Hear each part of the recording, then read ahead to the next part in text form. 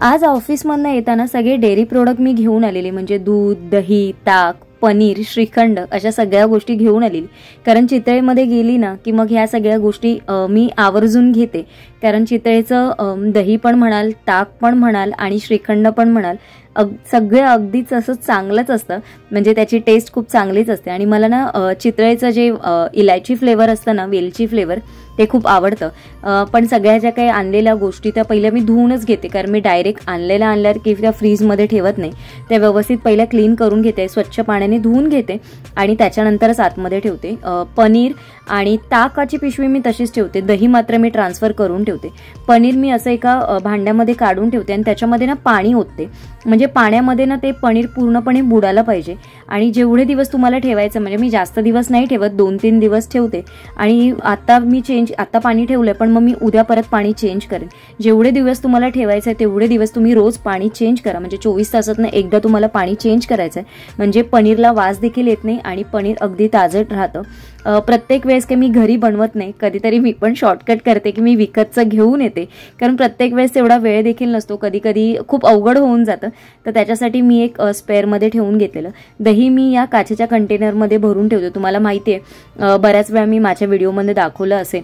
आता तुम्ही म्हणाल ताक पण आणलाय आणि दही पण घेऊन आली. तर दही हे कधीतरी ढोकळा वगैरे, आता रविवार येतोय तर मग कधीतरी ढोकळा वगैरे पण होतो, किंवा सोमवार मंगळवारी इन्स्टंट सकाळचं काहीतरी करायचं असेल ना तर मग पटकन होऊन जातात. तुम्ही डोसे म्हणा किंवा मग ढोकळा म्हणा, किंवा अजून दह्याचे बरेचसे असे पदार्थ असतात की जे आपण ठेपले वगैरे केले, तर पराठे वगैरे केले तर दह्याबरोबर खाता येतात. म्हणून इन्स्टंट असं पाहिजे म्हणून दही घेऊन आली. आणि दुधाची पिशवी तर मी प्रभातचीच वापरते. मी दुसरं दूध आणत नाही. पहिलं मी आणायची अमूलचं वगैरे टेट्रा पॅक आणायची, पण नंतर मी आता ते बंद केलंय आणि हेच वापरते. इथे आता आपली तयारी करायची जी डोसा बॅटरची. तर मी तुम्हाला बरेच दिवस सांगत होती की आपण लापशीचा डोसा कसा करू शकतो. याच्या आधी गेल्या ब्लॉगमध्ये मी तुम्हाला नाचणीची इडली किंवा नाचणीचे डोसे कशा पद्धतीने करू शकतो ते दाखवलेत. तर मी इथे भांडी घेतलेली आहे त्याच्यासाठी. आणि इथे बघू शकता अर्धी वाटी मी दलिया घेतलेला आहे, म्हणजे जी आपली जाड लापशी असते ती घेतलेली आहे. त्याचबरोबर अर्धा कप मी नाचणी घेतलेली आहे. अशा पद्धतीने आपण जेव्हा काही मिक्स करून एखादं बॅटर बनवतो तेव्हा ते शरीरात खाल्लं जातं. म्हणजे नाहीतर आपण स्पेसिफिकली जर तुम्ही म्हणाल मी नाचणीचे करते किंवा अजून कुठल्या पिठाचे करते तर ते खाल्ले जात नाही. आता अर्धा कप तांदूळ घेतलेले, मी सगळं मिळून 1.5 कप घेतलेले. आणि तांदूळ माझ्याकडे ना धुवूनच सुकवून स्टोअर केलेलं असते. मग त्याच्यामध्ये कुठे कीड वगैरे लागू नये म्हणून मी याच्यामध्ये तिरफळ टाकते. मला मागे पण एकदा कमेंट आलेली की ताई तिरफळ म्हणजे काय. तर तिरफळ म्हणजे अशी फळं असतात जी सुकवलेली असतात आणि माशाच्या ग्रेव्हीमध्ये वगैरे ती टाकली जातात. आमच्याकडे मालवणामध्ये जेव्हा बऱ्याचशा रेसिपी करतो, स्पेसिफिकली बांगड्याचं सार करतात त्याच्यामध्ये टाकली जाते. इथे 1/3 कप आपण उडदाची डाळ घेणार आहोत आणि एक छोटे 2 चमचे चण्याची डाळ घेणार आहोत. आणि इथे 1 छोटा चमचा मेथी दाणे घेणार आहोत. तर मेथी दाण्याने पीठ आंबळायला खूप चांगली मदत होते. आणि एवढंच आपण याच्यामध्ये टाकणार आहोत. आणि कसं हे आत्ता मी करून ठेवते म्हणजे उद्या सकाळी ना मग ते मेजरमेंट करण्यात वेळ जात नाही. पटकन वॉश केले की भिजत घालून ठेवले की संध्याकाळी मिळतील. गेल्या आठवड्यात मूग मटकीचा कुठेच आहारात समावेश नव्हता. त्याच्यामुळे म्हटलं चला या आठवड्यामध्ये आपण मूग मटकी भिजत घालून घेऊ. नमस्कार, शुभ सकाळ, सुंदर अशा दिवसाच्या सुंदर अशा शुभेच्छा. मी प्राजक्ता आपल्या एका नवीन ब्लॉगमध्ये तुमच्या सगळ्यांचं खूप मनापासून स्वागत करते. सर्वात आधी सगळ्यांना श्री स्वामी समर्थ. मैत्रिणींनो, आजचा वार आहे शुक्रवार आणि संध्याकाळचं रुटीनला सुरुवात झालेली आहे. तर शुक्रवारचं रुटीन असं असतं ना की तुम्हाला माहितीये की आधी 2 दिवसापासूनच माझी तयारी होते सॅटर्डे आणि संडेची. कारण सॅटर्डे आणि संडे आला की माझा काम करण्याचा स्पीड अजून वाढत असतो. म्हणजे वाढला म्हणजे धावत असतो तो लिटरली. तर तुमची बऱ्याच दिवसापासून रिक्वेस्ट होती. रिक्वेस्ट म्हणजे मी तुम्हाला सांगितलेलं की मी तुमच्याबरोबर शेअर करेन, पण माझं गेल्या आठवड्यामध्ये आणि त्याच्या गेल्या आठवड्यामध्ये ऑफिस वगैरे असल्यामुळे रविवारचं पण मला ते शेअर करायला मिळालं नाही. तर आज हे तुमच्याबरोबर शेअर केलेलं आहे. तर ही रेसिपी नक्की ट्राय करून बघा. म्हणजे डोस्याचं असं प्रिपरेशन तुम्ही नक्की करून बघा. कारण जर असं तुम्ही काही वेगवेगळ्या पद्धतीने मिक्स करून, डाळी वगैरे मिक्स करून जर तुम्ही डोसे केले ना तर ते खाल्ले जातात, नाहीतर अजिबात खाल्ले जात नाही. आणि हे जेव्हा मी बॅटर जेव्हा व्यवस्थित रेडी होऊन येईल ना, म्हणजे आपण आंबायला ठेवू आणि ते दुसऱ्या दिवशी येईल आणि मग आपण त्याच्या आंबोळ्या किंवा इडली करेन ना, ते पण तुमच्याबरोबर शेअर करेन. म्हणजे तुम्हाला नक्की आयडिया मिळेल. तर त्याच्यासाठी तुम्हाला 2 दिवसाची वाट बघायला लागेल. आता मी फक्त उद्या घाई होईल आणि नंतर पण आल्यानंतर मला थोडी कामं आहेत, त्याच्यामुळे हे पहिलेच काढून ठेवलं. वरण भाताचं कुकर लावायचं त्याच्यासाठी डाळ आणि भात मी काढून ठेवलेला आहे इथे. तर हे आता करून घेते, पण आता मला सर्वात आधी खाली जायचंय, कारण मला आणायचं थोडंसं सामान, जे आपलं हॅम्परसाठी किंवा गिफ्ट बॉक्सेससाठी लागणार आहे. थोडं सामान माझ्याकडे असतं बऱ्यापैकी, माझ्याकडे एक्स्ट्राच असतं, बऱ्यापैकी म्हणण्यापेक्षा थोडं जास्तच असतं, म्हणजे जे मला यूज होतात, कारण ऑर्डर्स तर चालूच असतात. थोडं कधीतरी माझ्यामुळेच, म्हणजे मी स्वतः कधी कधी घेत नाही, पण ऑर्डर्स तर मला चालूच असतात, कारण बिझी शेड्यूल आता असं झालं ना की मग जेव्हा मला संडेचा वगैरे वेळ असतो तेव्हा मी ते सगळं थोडा वेळ काढून सगळ्या गोष्टी करून मग माझी ऑर्डर डिलिव्हर करत असते. मागच्या काही महिन्यांमध्ये तुमच्याबरोबर ते देखील शेअर करायला जमलं नाहीये मला, पण बघू जसं जमेल तसं नक्की शेअर करण्याचा प्रयत्न केलाय. जी काही हॅम्पर्सच्या वगैरे जे काही लागणारे मटेरियल मी कुठून घेते किंवा कशा पद्धतीचं आणलंय, किंवा आपल्या येणाऱ्या हॅम्पर्ससाठी आपण कुठल्या पद्धतीचं मटेरियल वापरणार आहे, ते मी आजच्या ब्लॉगमध्ये तुमच्याबरोबर शेअर करण्याचा प्रयत्न केलाय. आय होप तुम्हाला आवडेल. आणि साधं सिंपल असं पण तुम्ही, म्हणजे मी माझ्या आपल्या चॅनलवर बऱ्याच ह्याच्या आधी पण चॉकलेटच्या वेगवेगळ्या रेसिपीज किंवा केकच्या वगैरे बऱ्याचशा शेअर केलेल्या आहेत. तुम्ही जर जुनी व्हिडिओ जाऊन बघितले तर तुम्हाला नक्की डिटेलमध्ये कळेल. चॉकलेट मेकिंगचा किंवा चॉकलेटचा बिझनेस तुम्ही कसा करू शकता याबाबतची पण पूर्ण माहितीचे 2-4 व्हिडिओ आपल्या चॅनलवर ऑलरेडी आहेत, तुम्ही तिथे जाऊन बघू शकता. तुम्हाला तिथे देखील खूप सारी माहिती मिळेल. आणि जे कोणी आपले नवीन फॅमिली मेंबर्स आहेत त्यांच्यासाठी तर ही माहिती माझी आता चालूच राहणार आहे, कारण येणाऱ्या प्रत्येक ब्लॉगमधनं मी ती थोडी थोडी देण्याचा प्रयत्न करेन. आता फेस्टिवल खऱ्या अर्थाने चालू झालेत, श्रावण महिना येणार आणि नंतर सगळ्या सणांना सुरुवात होणार आहे. तर त्याचबरोबर आपले पण जे म्हणजे जे गिफ्ट हॅम्पर म्हणा किंवा जे काही प्रोडक्ट्स आहेत ते बनवण्याचं काम देखील चालू होईल. तर माझा बिझनेस कसा चालू केलाय त्याची सुरुवात पण मी उद्यापासून, म्हणजे डिटेल माहिती देण्याची मी तुम्हाला उद्यापासून सुरुवात करेन. उद्या किंवा परवा मे बी, शक्यतो माझा प्रयत्न आहे की तुमच्यापर्यंत उद्याच ते दिसावं, म्हणजे परवाच्या ब्लॉगमध्ये तुमच्याबरोबर येईल. आज मी शूट करते पण रविवारच्या ब्लॉगमध्ये तुमच्याबरोबर ते शेअर करण्याचा प्रयत्न केला. चला आता खाली जायचं मला, आल्यानंतर मी ब्लॉग कंटिन्यू करते की मी काय काय घेऊन आली आहे ते. तर सर्वात आधी महत्वाची गोष्ट आणली ती म्हणजे हे कंपाऊंड आणलेले आहेत, ज्याच्यामध्ये व्हाईट कंपाऊंड, डार्क कंपाऊंड आणि मिल्क कंपाऊंड. मी 2M कंपनीचेच वापरते, मोडेचे वगैरे नाही वापरत. 2Mचे थोडेसे कॉस्टली आहेत, मोडेपेक्षा जास्त रेट आहे त्याचे, पण याची क्वालिटी पण खूप चांगली आहे आणि याची फिनिशिंग पण चॉकलेटसाठी ना खूप बेस्ट अशी आहे. जर तुम्हाला वापरायचं असेल तर मी तर तुम्हाला सजेस्ट करेन की तुम्ही 2M कंपनीचे घ्या.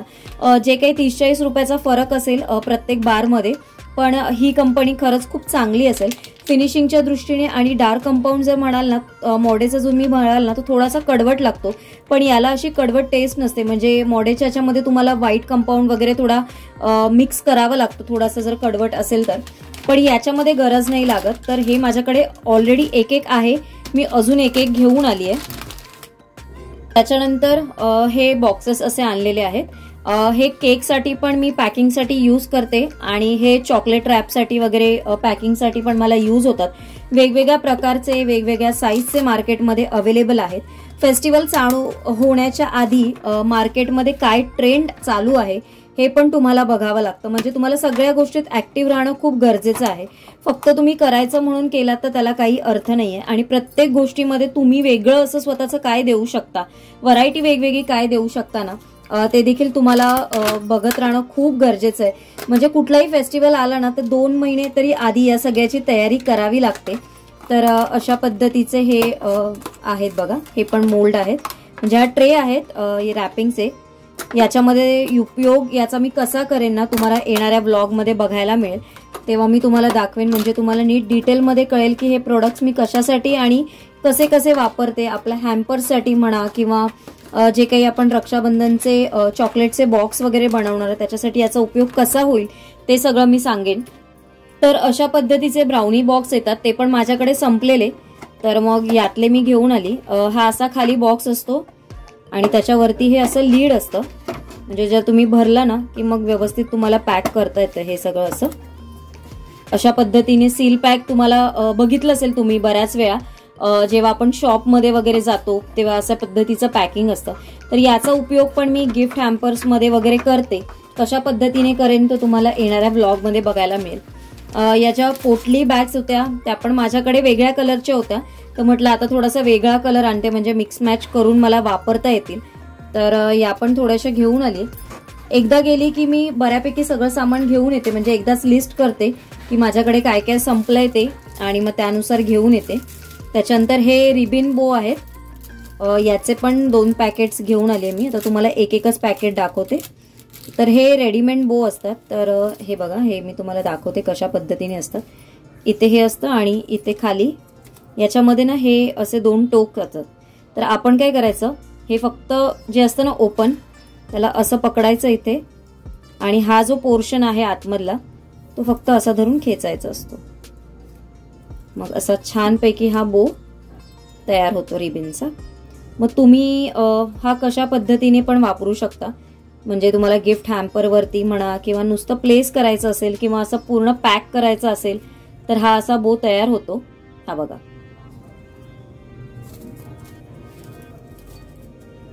मला परत बंद करायचं असेल तर आता हा असाच बंद करून, आता तुम्हाला दाखवण्यासाठी मी केलेला, तर हा परत मी आता बंद करून याच्यामध्ये ठेवून घेते. याच्यामध्ये पण खूप छान छान असे डार्क डार्क कलर येतात, मस्त दिसतात. जेव्हा बॉक्स हॅम्परला वगैरे जेव्हा पॅकिंग करतो ना त्याच्यामध्ये खूप चांगले असे दिसतात. त्याच्यानंतर हे पण ब्राउनी बॉक्सेस आहेत किंवा चॉकलेट बॉक्स म्हणून आपण वापरू शकतो. हे हा जो स्क्वेअर मध्ये हे जे ट्रान्सपरंट आहे ना ते पूर्णपणे असं येतं. म्हणजे जेव्हा आपण हा असा फोल्ड करू ना, जे आता मी तुम्हाला उद्याच्या याच्यामध्ये दाखवेन, उद्या किंवा परवा जेव्हा माझे सगळे हे हॅम्पर्स तयार होतील किंवा चॉकलेट बॉक्स तयार होतील ना तेव्हा दाखवेन. आता मी तुम्हाला असंच दाखवते. आतमध्ये हे असं असतं आणि हे वेगवेगळ्या कलरमध्ये येतात, मॅट फिनिशिंग मध्ये किंवा तुम्हाला कसं पाहिजे, डिझाईन वगैरे पाहिजे तशा ह्याच्यामध्ये असतात. सो वेगवेगळं काही ना काहीतरी माझ्याकडे असतं. त्याच्यानंतर थोड्याशा माझ्या पायपिंग बॅग ज्या असतात, ज्या क्रीमसाठी वगैरे मला यूज होतात केकसाठी, त्या संपलेल्या, तर त्या घेऊन आली. हे पण 100चं पॅकेट आहे, ते देखील घेऊन आली. त्यानंतर जे आपले चॉकलेट रॅपर आहेत ते माझ्याकडे ते कलरवाले संपलेले ते घेऊन आली. तर आणि हे थोडंसं माझ्याकडे होते तर म्हटलं चला ते पण दाखवते तुम्हाला. मला ना हे असे जे प्लेन असतात ना त्याच्यामध्ये पॅकिंग करायला खूप आवडतं. म्हणजे जेव्हा असं प्लेन असतं ना तेव्हा आपण बरंचसं काही छान असं डेकोरेटिव्ह करू शकतो. तर हे पण ना मी आता काढून घेते वरती, कारण आता उद्या मला वेळ नाही मिळणार, कारण मग बाकीची पण तयारी असते सगळी, मग राहून जातं. तर म्हटलं आता चला काढलंय तर सगळं बघून घेऊ. हे असे रक्षाबंधनचे ती बार पण असतात, ते मी असे रेडी करते. आणि माझा इथे ते लेबल लावूनच ठेवलंय बघा मी, क्वीन ऑफ केकचा. म्हणजे क्वीन ऑफ केकच्या नावाने माझं बिझनेस कार्ड आहे. माझ्या बिझनेस अकाउंट बद्दलची पण मी सगळी माहिती तुम्हाला येणाऱ्या ब्लॉग मध्ये देईन. याच्यामध्ये ना इथे मी लावला नाहीये, इथे लावून ठेवलंय म्हणजे तुम्हाला कळेल म्हणून मी इथे लावलेलं आहे की मी कशा पद्धतीने माझं स्वतःचं पण हे इथे ठेवते नेहमी. कारण तुमचा बिझनेस किती छोटा असो किंवा मोठा असो, स्वतःचं सेल्फ प्रमोशन तुम्ही स्वतःच केलं पाहिजे. आणि हे आहे ना, याच्या आतमध्ये आपण जसं डेअरी मिल्क वगैरे खातो किंवा मोठा असा बार, एकच चॉकलेट बार असतो तो याच्यात ठेवायचा असतो, त्याच्यावरती हे असं असतं. आणि मग याला ना एक लेस वगैरे बांधून आपण असं छानपैकी हॅपी रक्षाबंधनचं, इथे बघा राखी आहे मस्तपैकी, इथे लिहिलेलं पण आहे हॅपी रक्षाबंधन. तर अशा पद्धतीच्या काही वेगवेगळ्या आयडियाज वापरून आपण सगळं करू शकतो. हा पण आहे, हे चॉकलेट बॉक्स आहेत, हा पण चॉकलेट बॉक्स आहेत. हे माझ्याकडे थोडेसे आधीचे आहेत, तर मी आता याच्यामध्ये कितपत कसं काय माझं सेट होईल त्यानुसार मग मी करणार आहे. हा जो बॉक्स आहे तो 12 कॅव्हिटीचा आहे, 3 1 3 7 3 3 9 3 4 12 3 5 15. तर मी कॅव्हिटी मोठीच आणते, मग आपल्याला जेवढ्या पाहिजे तेवढ्या आपण कटिंग करून ठेवू शकतो. आणि जेव्हा मी कॅव्हिटी घेते ना तेव्हा ही जी कॅव्हिटी आहे ना त्याच्यावरती ना मी त्याचं लीड पण घेते. म्हणजे कसं होतं ना, हे याच्यावर जेव्हा तुम्ही बॉक्समध्ये ठेवता ना तर असं व्यवस्थित राहतं, सील बंद. बऱ्याच वेळा असं जर तुम्ही ओपन ठेवलं ना तर ते चॉकलेट्स इकडे तिकडे हल्ले जातात. तर म्हणून ना मी नेहमी अशावाल्या कॅव्हिटीज घेते की ज्याच्यामध्ये हे असं मिळतं व्यवस्थित, आणि बॉक्समध्ये ना दिसायला देखील सुंदर दिसतं, अगदी डिसेंट असं दिसतं. तर अशा पद्धतीने मी पॅकिंग करते. तर आय होप तुम्हाला आज जे काही मी दाखवलंय थोडं बऱ्यापैकी माहिती कळली असेल तुम्हाला. आणि मोल्ड म्हणाल ना तर एवढे झालेत ना माझ्याकडे मोल्ड, तर ते मी सगळे असे पिशवीत भरून ठेवते. ही पण एक मोठी अशी पिशवी आहे, आता तुम्हाला एक एक करून दाखवू, पण मला जे उद्या लागणार आहेत ना तेवढेच मी बाहेर काढून ठेवणार आहे. तर असे वेगवेगळे आहेत मोल्ड माझ्याकडे, उद्या डिटेलमध्ये दाखवेन जेव्हा मी करेन तेव्हा. आता तुम्हाला असे मी जरी दाखवले तरी ते कळणार नाही कशा पद्धतीचे आहेत मोल्ड. असे सिलिकॉनचे मोल्ड जर तुम्ही कधीतरी घरात बनवणार असाल ना तर अशा पद्धतीचे जे सिलिकॉनचे मोल्ड येतात ना ते तुम्ही घ्या. ही वन टाइम इन्व्हेस्ट असेल आणि तुम्हाला लाईफ लॉंग साथ देईल. म्हणजे ह्याच्यामध्ये व्यवस्थित, म्हणजे जर तुम्ही नवीन असाल ना तर याच्यातनं जे चॉकलेट निघतं ना ते अगदी इझिली निघलं जातं. आणि याच्यामध्ये सेट देखील परफेक्ट असं होतात. तर अशा पद्धतीचे मोल्ड जर तुम्ही होलसेलमधनं घ्यायला जाल तर तुम्हाला 60-70 रुपयाला मिळतील. जर तुम्ही प्रॉपर असं शॉपमधनं जर घ्यायला जाल ना तर तुम्हाला थोडं कमीमध्ये मिळेल. तर रक्षाबंधनचा जो मी तुम्हाला साचा दाखवला त्याच्यासाठीचा हा मोल्ड आहे बघा.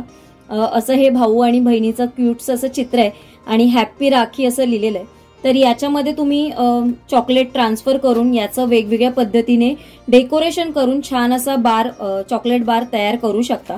तर आता उद्या दाखवेन मी तुम्हाला सगळं. उद्या परवा बघू कसा व्लॉग मला शूट करायला जमेल तसं मी सगळं तुम्हाला दाखवेन. तर आता हे सगळं ठेवून घेते मी. तर हे सगळं मी दाखवलेलं आणि तुम्हाला आता सगळं जेवण वगैरे झाल्यानंतर सगळं तुम्हाला दाखवलेलं. कारण आल्याला खूप गडबड झाली, जसं मी म्हटलं की बाहेर गेलेली आणि तिथून मग सगळं सामान घेऊन आली. तुमच्याबरोबर सगळं शेअर पण केलं मी आणि तुम्हाला आयडिया आली असेल की कशा पद्धतीने हॅम्पर्स रेडी होतात. कारण आज कालच्या व्हिडिओला एक कमेंट देखील होती की ताई नक्की हे गिफ्ट आयटम काय असतात. तर गिफ्ट म्हणजे गिफ्ट असतात.